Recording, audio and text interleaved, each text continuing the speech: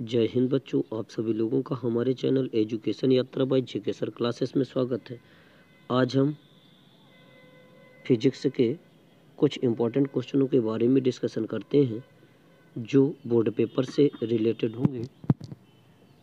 आते हैं आज हम पहले क्वेश्चन पर। पहला क्वेश्चन कहता है विद्युत क्षेत्र की तीव्रता की परिभाषा, मात्रक व बीमा लिखिए। ठीक, इसका जो आंसर होगा, विद्युत क्षेत्र के किसी बिंदु पर रखे धन परीक्षण आवेश पर लगने वाले बल की तीव्रता को विद्युत क्षेत्र की तीव्रता कहते हैं। इसे हम कैपिटल ई से प्रदर्शित करते हैं। ई बराबर एफ अपान कितना होता है, क्यू नॉट। ई बराबर क्या होता है बेटा, एफ अपान क्यू नॉट। जहाँ ई बराबर विद्युत क्षेत्र की तीव्रता, एफ बराबर बल होता है, क्यू बराबर कूलाम होता है। इसका जो मात्रक होता है न्यूटन प्रति कूलाम, और इसके बीमा ml⁻³ e⁻⁻1 होती है। ठीक, अगले क्वेश्चन पर आते हैं, दूसरे क्वेश्चन पर। ठीक, अगला क्वेश्चन कहता है विद्युत द्विध्रुव। क्वेश्चन अगला है इस पर, विद्युत द्विध्रुव तथा विद्युत द्विध्रुव आघूर्ण की परिभाषा लिखिए। ठीक, विद्युत द्विध्रुव किसे कहते हैं, इस पर दो आवेश लिए जाते हैं। एक पर चार्ज माइनस का होता है, एक पर चार्ज कैसा लेते हैं, प्लस का। आपस में 2l दूरी पर इनको रखा जाता है। ठीक, अब इनमें दो विपरीत प्रकार के आवेशों को एक दूसरे से न्यूनतम दूरी पर रखने से जो संरचना बनती है उसे विद्युत द्विध्रुव कहते हैं। ठीक, इसी प्रकार विद्युत द्विध्रुव आघूर्ण किसे कहते हैं, इसमें भी दो आवेश ही रहते हैं, लेकिन इन दोनों आवेशों में से किसी एक आवेश तथा उनके बीच की न्यूनतम दूरी के गुणनफल को क्या कहते हैं, द्विध्रुव आघूर्ण कहते हैं। इसे P से प्रदर्शित करते हैं। P बराबर होता है Q × 2l। ठीक, अगले क्वेश्चन पर आते हैं। अगला क्वेश्चन कहता है दो विद्युत बल रेखाएं एक दूसरे को कभी नहीं काटती, क्यों? क्योंकि यदि ये बल रेखाएं यदि एक दूसरे को काटती हैं तो काटान बिंदु पर बल की कितनी डायरेक्शन होती हैं, दो, जो कि क्या होती हैं, पॉसिबल नहीं होती हैं। तो इसमें यही दिया होगा, यदि दो बल रेखाएं एक दूसरे को काटती हैं तब किसी बिंदु पर दो स्पर्श रेखाएं खींची जा सकती हैं, जिसका अर्थ यह है कि विद्युत बल रेखाओं की दो दिशाएं होंगी, जो कि असंभव है। अतः दो बल रेखाएं एक दूसरे को कभी नहीं काटती हैं। ठीक, अगले क्वेश्चन पर आते हैं अब हम। अगला क्वेश्चन कहता है दो आवेशों के बीच लगने वाले विद्युत बल की सहायता से विद्युत शीलता दो आवेशों के बीच लगने वाले विद्युत बल्ब की सहायता से विद्युतशीलता का मात्रक व बीमी सूत्र लिखिए। विद्युतशीलता का मात्रक और बीमी सूत्र लिखने के लिए दो आवेशों के बीच लगने वाले बल का फार्मूला हम जानते हैं। F बराबर फार्मूला होता है 1/4πε0 Q1 Q2 अपन कितना होता है, R²। ε0 का अगर इसकी वैल्यू यहाँ से निकालते तो 1/4π F इसके कहाँ चला जाएगा, बट्टे पर Q1 Q2 अपन कितना होता है, Q1 Q2 अपन R²। ε0 बराबर 1/f Q1 Q2 अपन कितना हो गया, R²। इसका मात्रक की बात करें तो कूलाम, आवेश का मात्रक Q1 का मान कूलाम, आवेश का मात्रक कूलाम, बल का मात्रक न्यूटन, इसका मात्रक मीटर। तो मात्रक हो गया इसमें विद्युतशीलता का मात्रक ε0 को निर्वात की विद्युतशीलता भी कहते हैं। इसका मात्रक कूलाम स्क्वायर प्रति न्यूटन मीटर स्क्वायर होता है। अगर इसकी बीमा की बात करें तो बीमा इसकी होती है ε0 की m इनवर्स l की पावर -3 t की पावर 4 a² होती है। अगले क्वेश्चन पर आते हैं। अब इस पर हम अगला क्वेश्चन, विद्युत विभवांतर से क्या तात्पर्य है। ठीक, विद्युत विभवांतर में किसी आवेश को अनंत पर रखा जाता है। कहाँ पर, अनंत पर। तो इसमें लिखा होगा विद्युत क्षेत्र में स्थित किसी धन परीक्षण आवेश को एक बिंदु से, विभवांतर है ना, तो एक बिंदु से दूसरे बिंदु पर इस पर लाना होगा। इस पर एक बिंदु से कहाँ पर लाना होगा बेटा, दूसरे बिंदु पर लाने में जो कार्य करना पड़ता है उसी को हम क्या कहते हैं, विद्युत विभवांतर कहते हैं। यह एक अदिश राशि होती है। तो जैसे B से A तक ले गया तो VB - VA बराबर W/Q0। मात्रक हो जाएगा कार्य का मात्रक जूल, इसका मात्रक क्या होता है, कूलाम। तो मात्रक हो जाएगा जूल प्रति कूलाम या तो वोल्ट।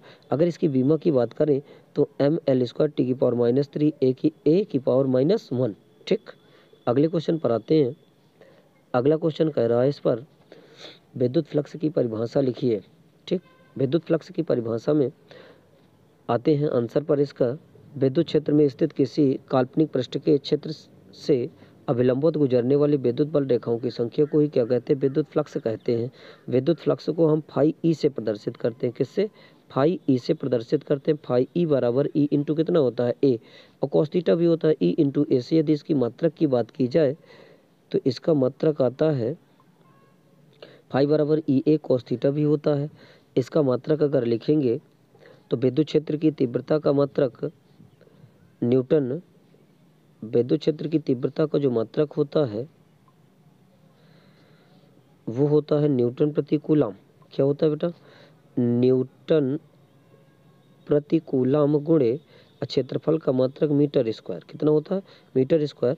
तो विद्युत फ्लक्स का मात्रक न्यूटन मीटर स्क्वायर प्रति क्या हो जाएगा? कूलाम हो जाता है। ठीक, अगले क्वेश्चन पर आते हैं अब हम। अगला क्वेश्चन कहता है अनुगमन वेग तथा अपवाह वेग किसे कहते हैं? ठीक, अब विद्युत धारा तथा अनुगमन वेग में संबंध लिखिए। ओनली संबंध लिखना, ना कि प्रूफ करना। ठीक, वह वेग जिसके द्वारा चालक के मुक्त इलेक्ट्रॉन आयनों से टकराते हुए बाह्य विद्युत क्षेत्र के प्रभाव में धन सिरे की ओर आगे बढ़ते हैं उसे अनुगमन वेग कहते हैं, या इसी को अपवाह वेग कहते हैं। ठीक है, अनुगमन वेग को ही अपवाह वेग कहते हैं। विद्युत धारा तथा अनुगमन वेग में जो संबंध होता है आई बराबर एन ई ए इंटू कितना होता है? V D. अनुगमन वेग को हम प्रदर्शित करते हैं वी डी से। किससे बेटा? वी डी से। ठीक, जहाँ आई बराबर इस पर क्या होती है? धारा, एन बराबर इलेक्ट्रॉनों की संख्या, ई बराबर इलेक्ट्रॉन पर चार्ज होता है, ए बराबर क्षेत्रफल और वी डी को अनुगमन वेग कहते हैं। ठीक, अगले क्वेश्चन पर आते हैं। अगला क्वेश्चन कह रहा है इस पर चुंबकशीलता तथा विद्युतशीलता में संबंध स्थापित कीजिए। चुंबकशीलता को एप्सिलॉन नॉट से प्रदर्शित करते हैं, जबकि विद्युतशीलता को एप्सिलॉन से प्रदर्शित करते हैं। चुंबकशीलता को म्यू नॉट से प्रदर्शित करते हैं, जबकि विद्युतशीलता को एप्सिलॉन नॉट से प्रदर्शित करते हैं। ठीक, म्यू नॉट अपॉन 4 पाई बराबर हो जाएगा 10⁻⁻7 न्यूटन प्रति एम्पियर स्क्वायर होता है। म्यू नॉट बराबर यदि इससे वैल्यू हम निकालते हैं म्यू नॉट की, तो 4 पाई गुणे 10 कितना हो जाएगा? -7 न्यूटन प्रति एम्पियर स्क्वायर। और हम जानते हैं कूलाम का जो कांस्टेंट होता है 1/4 पाई एप्सिलॉन नॉट होता है 9 गुणे 10⁹ न्यूटन मीटर स्क्वायर प्रति कूलाम स्क्वायर इसकी वैल्यू होती है। तो एप्सिलॉन नॉट की अगर वैल्यू निकाला जाए तो 1/4 पाई गुणे 9 गुणे 10⁹ कूलाम स्क्वायर प्रति न्यूटन मीटर स्क्वायर हो जाएगा। अब इनमें इन दोनों का जो बनते हैं इक्वेशन नंबर, इसको फर्स्ट मान सकता हूँ, इसको इक्वेशन नंबर फर्स्ट, इसको इक्वेशन नंबर सेकंड मान लिया। अब इन दोनों का क्या करा देते हैं? मल्टीप्लाई कराते हैं इक्वेशन नंबर फर्स्ट और इक्वेशन नंबर सेकंड का। जैसे ही मल्टीप्लाई कराते हैं तो mu naught into epsilon not बराबर 4 पाई गुणे 10⁻⁷ ये वैल्यू रख दी गई इसकी, और ये इसकी आ गई 1/4 पाई गुणे 9 गुणे 10 कितना हो जाता है? 9। 4 पाई से 4 पाई क्या हो गया? कैंसिल इसका। तो mu naught into epsilon not बराबर 1/9 गुणे 10⁻⁷, 9 गुणे 10 कितना बचेगा? ऊपर था माइनस का, नीचे आगे क्या हो जाएगा? प्लस का 7। तो 9 7 कितना हो गया? 16। 9 गुणे 10 कितना आ जाएगा? 16। Mu naught into epsilon not को अगर चेंज करेंगे तो 3 गुणे 10⁸ का होल ऑफ स्क्वायर लिख सकते हैं, क्योंकि 3 का स्क्वायर लिख सकते हैं। ठीक, तो 3 गुणे 10⁸ को ही हम कहते हैं निर्वात की प्रकाश की चाल। यहाँ पर सी यूज कर लिया गया। अब इसमें अगर सी की वैल्यू निकालें तो 1 कितना आ जाता है इस पर? सी बराबर 1/√μ नॉट इंटू एप्सिलॉन नॉट। ठीक, ये आ गया इसका आंसर। इन दोनों में संबंध होता है सी बराबर 1/√, के अंदर mu naught into epsilon not. चलो अगले क्वेश्चन पर आते हैं। अगला क्वेश्चन कह रहा था किरचॉफ का धारा नियम क्या है? किरचॉफ का जो धारा नियम होता है, किरचॉफ के प्रथम नियम को ही धारा का नियम कहते हैं। ठीक है, यह किस सिद्धांत पर कार्य करता है? ठीक, किरचॉफ के धारा नियम के अनुसार किसी विद्युत परिपथ में किसी भी संधि पर मिलने वाली समस्त धाराओं का बीजगणितीय योग क्या होता है? शून्य होता है। अर्थात संधि की ओर आने वाली धाराओं का और संधि से बाहर जाने वाली धाराओं का बीजगणितीय योग क्या होता है? शून्य। जो धाराएं संधि की ओर आती हैं उनको कैसे, जैसे I1 अंदर की ओर आ रही है तो ये कैसे ली जाएगी? प्लस की। और जो बाहर की ओर जा रही हैं, जैसे I4 है ये बाहर की ओर जा रही है, एरो का निशान कहाँ की ओर लगा? बाहर की ओर, तो ये कैसी होगी? माइनस की। इन सभी धाराओं का बीजगणितीय योग क्या होता है? शून्य।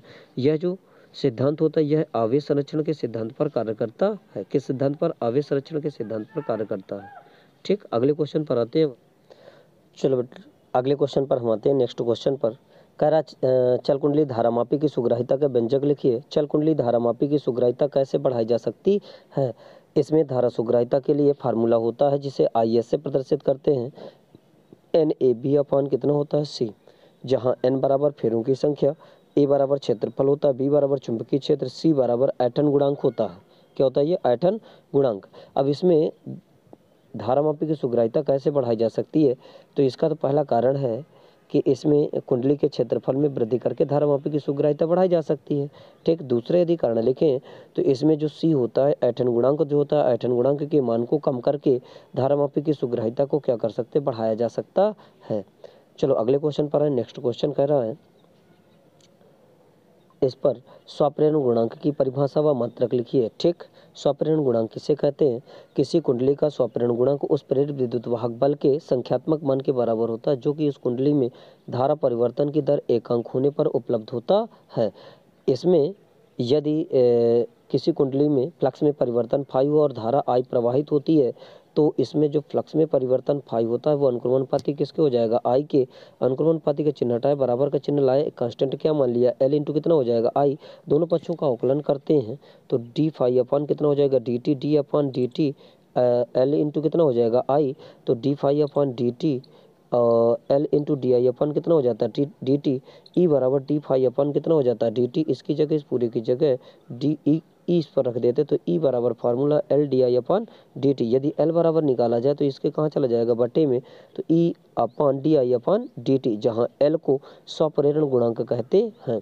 इसका मात्रक जो होता है वो हेनरी होता है, बीमा ML स्क्वायर टी की पावर -2 A की पावर -1 होती है। इसमें यदि L बराबर 1 D I upon D T बराबर sorry D I upon D T की जगह अगर 1 मान लेते हैं तो L बराबर किसके हो जाता है, E के हो जाता है। ठीक, अगले क्वेश्चन पर अगला क्वेश्चन कह रहा है अन्योन्य गुणांक की परिभाषा व मात्रक लिखिए। इसी को अन्योन्य प्रेरण गुणांक भी कहते हैं। ठीक, किन्हीं दो कुंडलियों के बीच अन्योन्य प्रेरण गुणांक किसी द्वितीय कुंडली में प्रेरित विद्युत वाहक बल के बराबर होता है जो कि प्राथमिक कुंडली में एकांक धारा प्रवाहित की दर के होने पर उत्पन्न होता है। यदि द्वितीय कुंडली में उत्पन्न फ्लक्स में परिवर्तन फाई 2 होता है तो प्राथमिक कुंडली में प्रवाहित धारा I1 हो तो फाई 2 अनुक्रमणपाती किसके हो जाएगा I1 के। तो फाई 2 बराबर अनुक्रमणपाती का चिन्ह हटाए, बराबर का चिन्ह लाया तो इसमें क्या मान लेते हैं M इंटू कितना हो जाएगा I1। दोनों पक्षों का अवकलन करने पर D phi 2 upon D T बराबर D upon D T M into I1 हो जाएगा। तो D phi 2 upon D T बराबर M डी I1 अपॉन कितना हो जाएगा डी टी। E2 बराबर अगर उसमें द्वितीय कुंडली में फ्लक्स में परिवर्तन होता है तो उसमें उत्पन्न प्रेरित विद्युत वाहक बल E2 मान लिया। E2 बराबर डी फाई 2 अपन कितना हो जाएगा dt, तो डी फाई 2 अपन dt की जगह कितना रख दिया E2 बराबर M डी आई वन अपन कितना हो जाएगा dt। अगर इससे M का मान निकालते तो M बराबर E2 upon D I one अपन कितना हो जाएगा dt। ठीक, इसका भी मात्रक जो होता है वो हेनरी होता है और इसकी बीमा ML स्क्वायर टी की पावर -2 A की पावर -2 होती है। यदि इसमें डी आई वन अपन डी टू बराबर 1 मान लेते तो M बराबर किसके हो जाता है E2 के हो जाता है। ठीक, अगले क्वेश्चन पर आते हैं हम। नेक्स्ट क्वेश्चन कहता क्या है। ठीक, अगला आते हैं ट्रांसफार्मर में। कह रहा था ट्रांसफार्मर का सिद्धांत क्या होता है, उच्चयी तथा अपचयी ट्रांसफार्मर में अंतर लिखिए। ठीक, ट्रांसफार्मर जो होता है ट्रांसफार्मर अन्योन्य प्रेरण के सिद्धांत पर कार्य करता है। ये एक क्या बना हुआ बेटा हमारा ट्रांसफार्मर है।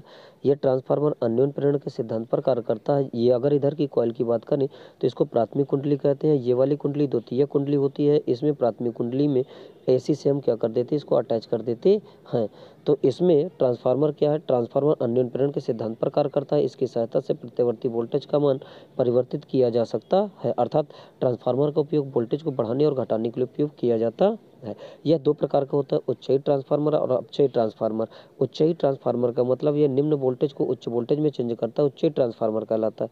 अपचयी ट्रांसफार्मर का मतलब उच्च प्रत्यावर्ती वोल्टेज को निम्न प्रत्यावर्ती वोल्टेज में कन्वर्ट करने को अपचयी ट्रांसफार्मर कहते हैं। ठीक, अगले क्वेश्चन पर आते हैं।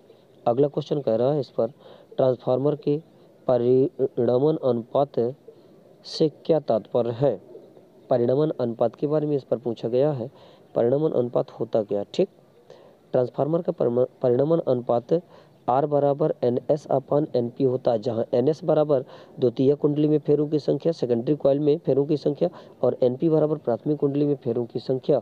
और इसी के अनुपात को हम क्या कहते हैं, परिणमन अनुपात कहते हैं। तो परिणमन अनुपात बराबर ट्रांसफार्मर की द्वितीय कुंडली में फेरों की संख्या तथा प्राथमिक कुंडली में फेरों की संख्या के अनुपात को ही परिणमन अनुपात कहते हैं। ठीक, परिणमन अनुपात में अब इस पर अगले क्वेश्चन पर आते हैं।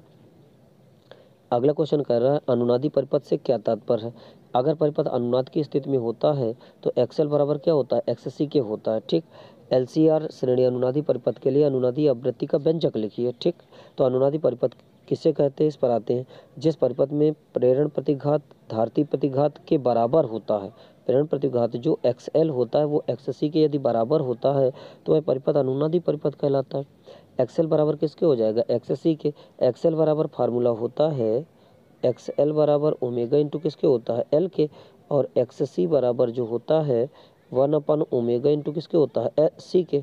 ठीक, तो इसमें एक्सएल की जगह omega L plus 1 omega C, XC बराबर हो गया।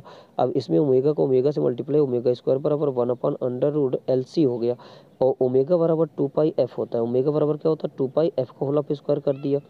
अब इनमें स्क्वायर करने के बाद इस पर आते हैं, 2π स्क्वायर एफ स्क्वायर सभी के स्क्वायर कर दिया, 1/LC हो गया। तो एफ स्क्वायर बराबर 1/4π स्क्वायर LC हो गया। एफ बराबर यदि निकालते हैं इस पर, एफ बराबर यदि इस पर निकालते हैं तो एफ बराबर √4π स्क्वायर एल इंटू कितना हो जाएगा, सी। तो एफ बराबर यदि इस पर फाइंड करेंगे तो इसमें 4π से 2 इंटू पाई स्क्वायर से बाहर आ जाएगा, 2π√L इंटू कितना हो जाएगा, सी। ठीक, ये इसके लिए फ्रिक्वेंसी थी आवृत्ति। अगले क्वेश्चन पर आते हैं।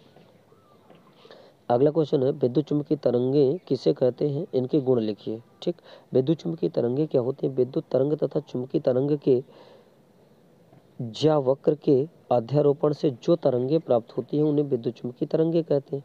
ठीक, विद्युत चुम्बकीय तरंगों के गुण क्या होते हैं, विद्युत चुम्बकीय तरंग का वेग प्रकाश के वेग के क्या होता है, लगभग बराबर होता है। विद्युत चुम्बकीय तरंग त्वरित आवेशित कणों द्वारा उत्पन्न होती है। ठीक, इन तरंगों की प्रकृति अनुप्रस्थित होती है, इन तरंगों में कोई आवेश नहीं होता है। ठीक है, इन तरंगों के संचरण के लिए किसी माध्यम की आवश्यकता नहीं होती है। इसमें एक्स एक्सिस, वाई एक्सिस और जेड एक्सिस तीनों एक्सिस बनी हुई हैं। इसमें जो वाई एक्सिस है ये वैद्युत क्षेत्र की दिशा को रिप्रेजेंट कर रही है, और जो बी है वो चुंबकीय क्षेत्र की, और एक्स एक्सिस है उन दोनों के चलने की दिशा को प्रदर्शित करती है। अगले क्वेश्चन पर आते हैं। ठीक, अब इसमें जितने भी हमने मोस्ट इम्पोर्टेंट क्वेश्चन बताए हैं इनको कायदे से अच्छे से तैयारी कर लेना है, यही पेपर में आते हैं। ठीक, धन्यवाद।